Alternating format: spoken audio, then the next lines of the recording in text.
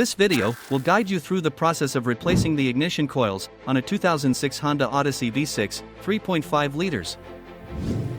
The evaporative emission (EVAP) canister vent control valve is located on the EVAP canister near the left rear wheel well.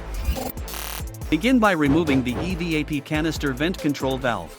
If the engine has been running, let it cool sufficiently before starting work to avoid burns. Always wear personal protective equipment, including rubber gloves and safety goggles, when working on a vehicle. Be sure the vehicle is in park, on a level surface, with the engine off and the parking brake engaged. 1. Use a lift to raise and support the vehicle.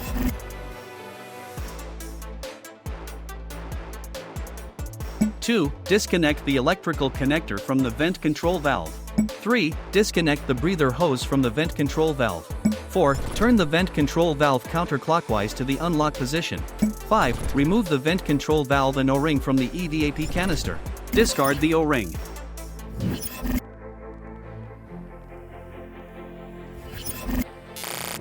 Finally, install the new EVAP canister vent control valve. 1. Install a new O-ring on the vent control valve.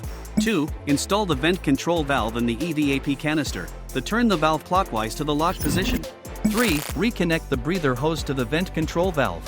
4. Finally, reconnect the electrical connector to the vent control valve.